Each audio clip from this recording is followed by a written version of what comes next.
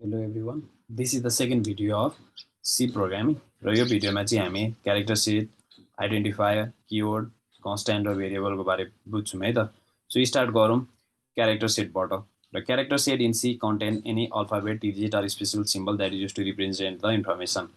र character set के रहेछ भने एउटा स्मल सेट रहेछ है, जसले चाहिँ के गर्ने रहेछ भने एउटा अल्फाबेट त्यसपछि डिजिट र सिम्बललाई चाहिँ रिप्रेजेन्ट गर्न सक्ने रहेछ। अल्फाबेटमा चाहिँ तपाईँको capital A to Z, small A to Z र अन्डरस्कोर पनि पर्ने रहेछ भने तपाईँको डिजिटमा चाहिँ 0 1 2 3 4 5 6 7 8 9बाट पर्ने कुराहरू बन्ने रहेछ भने तपाईँको स्पेसल सिम्बलमा चाहिँ plus minus divide multiply hashtag and so on है। र सी प्रोग्राममा चाहिँ 256 क्यारेक्टरहरू चाहिँ सपोर्ट गर्न सक्छ। अब नजाउँ सी टोकनमा। र C token is a basic elements or basic or smallest element that is used to develop a programs or recognition in C program, र it is a smallest unit in a program है। र C टोकनमा चाहिँ तपाईँको identifier पर्छ, keyword पर्छ, constant पर्छ र operator पर्छ। र in this video will be learning identifiers, keyword, constant र भेरिएबलको बारे। र नेक्स्ट भिडियोमा चाहिँ हामी अपरेटरको बारे पढ्छ है त। So let's start.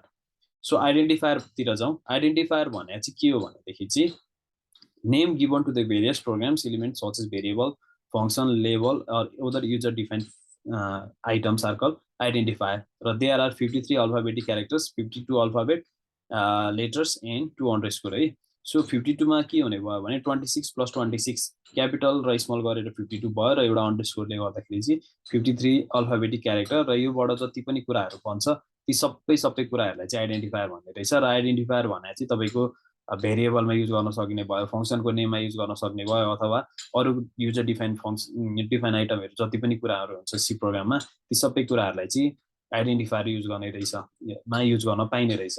र इक्जाम्पलको लागि सम भयो, capital sum, A underscore B underscore temp, त्यसपछि field four are valid identifier. र केस सेन्सिटिभमा चाहिँ किन यो सेन्सिटिभ छ भनेदेखि चाहिँ यो अप्पर केसमा र लोवर केसमा लेख्नु कुराहरूलाई चाहिँ फरक मान्छ। हामीले क्यापिटलमा एपिपिएलई लेख्नु र स्मलमा एपिपिएलई एप्पल लेखेर हामीले एउटा फङ्सन बनाउनु अथवा भेरिएबल बनाउनुमा फरक कुरा हो। र they can hold a different items है। र यो चाहिँ केस सेन्सिटिभ हो र तपाईँले यो कुरा चाहिँ ध्यान दिनुपर्छ है त सी प्रोग्रामिङ चलाउँदा। अब किवर्डतिर जाउँ है। सो अघि आइडेन्टिफायर र किवर्डमा फरक कुरा के नै छ भनेदेखि चाहिँ आइडेन्टिफायर भनेको चाहिँ मान्छेले अथवा एउटा प्रोग्रामरले प्रोग्राम लेख्दाखेरि बनाउने भयो भने यो किवर्ड भन्ने कुरा चाहिँ तपाईँको यो जसले चाहिँ यो प्रोग्रामिङ ल्याङ्ग्वेज बनायो उसले चाहिँ स्पेसिफाई गरे हुन्छ क्या। सो रिजर्भ वर्डहरू स्पेसिफाई गरे हुन्छ, तिनीहरूलाई चाहिँ किवर्ड भन्छ। र keyword is a reserve word that has a standard and predefined meaning in C. We cannot use the keyword for any other programs then is predefined tags in C program है त। त्यसमा चाहिँ तपाईँको auto भयो, brake भयो, case भयो, क्यार भयो, continue भयो, डु भयो, त्यस्तै गरेर हाम्रो 32 वटा चाहिँ के छ भने यहाँ किवर्डहरू छ र तिनीहरूको चाहिँ एउटा स्पेसिफिक मिनिङ छ। र हामीले चाहिँ डुलाई चाहिँ अरू कुनै एउटा कामको लागि युज गर्न पाएन, त्यसपछि डिफल्टलाई अर्को कुनै युज गर्न पाएन। सो व्हाइलको काम केमा युज हुन्छ भनेदेखि चाहिँ इटरेसन होइन। सो आइट्रेट गर्नु पर्यो भनेदेखि अथवा कुनै पनि कुराहरूले चाहिँ लुपिङमा युज गर्न सक्ने भयो भने, सो तपाईँको ब्रेकलाई चाहिँ तपाईँको कुनै पनि लुपलाई अथवा इफ र यसलाई चाहिँ ब्रेक गर्नु पर्यो अथवा व्हाइल केसलाई चाहिँ ब्रेक गर्नु पर्यो भने चाहिँ तपाईँको के हुने भयो भने ब्रेक स्टेटमेन्टहरू युज गर्ने भयो। सो क्यारलाई चाहिँ हाम्रो क्यारेक्टर डाटाहरू स्टोर गर्नु पर्यो भने क्यारेक्टर युज गर्ने भयो। सो किवर्ड भनेको सिम्पली टर्ममा बुझ्नु पर्दाखेरि चाहिँ यस्तो खालको वर्ड जसको चाहिँ एउटा मात्रै काम छ र त्यसलाई चाहिँ अरू काममा युज गर्न पाइँदैन, र त्यो कामको लागि मात्रै रिजर्भ छ। जस्तो आइएनटिएन चाहिँ इन्टिजर भ्यालुहरू स्टोर गर्नको लागि मात्रै युज छ। यसलाई चाहिँ हामीले स्ट्रिङ भ्यालु स्टोर गर्नको लागि युज गऱ्यौँ भने हाम्रो कम्पाइलरले चाहिँ एरर फालिदिन्छ है त। अब भेरिएबलतिर जाउँ।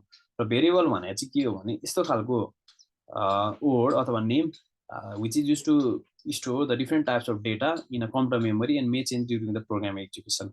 र variable may be integer, characters, string र फ्लोट हुन सक्ने भयो है त तपाईँको। र हेर्नुहुन्छ भनेदेखि when the user gives the value to the variables, the value stored in the same location is occupied by the variable.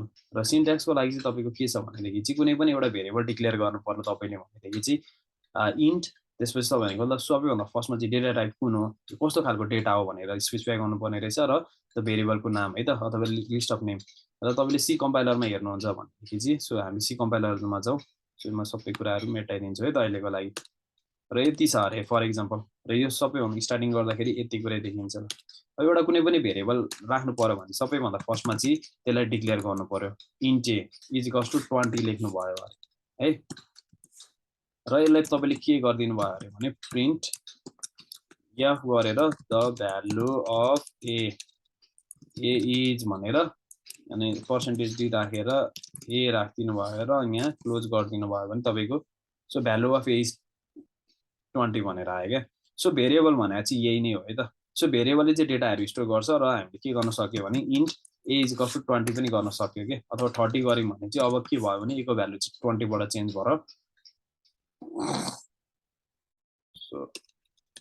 So echo value चाहिँ अब 20 बाट चेन्ज भएर चाहिँ 30 भयो कि है सो त्यस्तै अब हामीले के गर्न सकिने रहेछ भने भेरिएबलले डेटाहरू स्टोर गर्न सक्ने रहेछ र अब हामीले के पनि गर्न सकिने रहेछ भने सो एउटै भेरिएबललाई चाहिँ हामीले अपडेट गर्न पनि सकिने रहेछ अब कन्स्ट्यान्टतिर जाउँ है त है अब कन्स्ट्यान्टतिर जाउँ र कन्स्ट्यान्ट पनि एउटा यस्तो खालको भेरिएबल नै हो है सो कन्स्ट्यान्ट पनि भेरिएबल नै हो तर त्यसको भ्यालु चाहिँ एकचोटि एसाइन गरिसकेपछि अब चेन्ज हुँदैन क्या कहिले पनि है त constant is very similar to the variable in C program but it's can hold only single variable during the program execution र सिन्ट्याक्स चाहिँ के छ भने कन्स्ट त्यसपछि डेटा टाइप र भेरिएबल है सो यो सेम नै कुरा हो भेरिएबल एसाइन गर्नु र तपाईँको कन्स्ट्यान्ट एसाइन गर्नु तर फरक चाहिँ के छ भनेदेखि कन्स्ट्यान्ट एसाइन गर्दाखेरि सुरुमा चाहिँ कन्स्ट भनेर थपिदिनु पर्छ है त र तपाईँले यो एसाइन गरिदिनु भयो र ए कमा बी राखिदिनु है त बीज भनेर तपाईँको के गरिदिनु भयो अरे भने सो यहाँ पर्सेन्टेज डी राखिदिनु भयो र मैले रन गराइदियो भने सो के भयो नि त value of A and B 20 and 20 तर अब म के गर्न खोज्छु भनेदेखि चाहिँ सो बी इजिकल्स टु 30 भनेर खोज्छु र ए इजिकल्स टु 30 भनेर खोज्छु ल है त अब इरर फाल्दिन्छ क्या यहाँनिर इरर फाल्दिन्छ क्या किन फाल्दिन्छ भनेदेखि चाहिँ सो बी चाहिँ हामीले कन्स्ट्यान्ट भ्यालु एसाइन गरेको छ तर के हुँदैन भनेदेखि चाहिँ यसलाई चाहिँ बारम्बार युज गर्न पाइँदैन क्या यो बीले चाहिँ एउटा मात्रै डेटाहरू स्टोर गर्न सक्छ एउटा प्रोग्राम एक्जिक्युसनमा चाहिँ एउटा मात्रै यो बीले चाहिँ एउटा मात्रै कन्स्ट्यान्ट भेरिएबल डिक्लेयर गर्न सक्छ क्या सो मैले यसलाई हटाइदिएँ भने चाहिँ इरर फाल्दैन क्या है सो ए को भ्यालु चाहिँ 30 भयो तर बी को भ्यालुमा चाहिँ मैले के गरेँ भने यहाँ मैले फेरि एसाइन गर्न खोजेँ भने चाहिँ इरर फाल्दिन्छ क्या यो लाइनमा है त सो कन्स्ट्यान्ट र भेरिएबलको डिफरेन्स पनि यही नै छ so thank you everyone I think you learn about identifier भनेको के त्यसपछि भेरिएबल भनेको के त्यसपछि कन्स्ट्यान्ट भनेको के हो र किवर्ड भनेको के हो सो किप सपोर्टिङ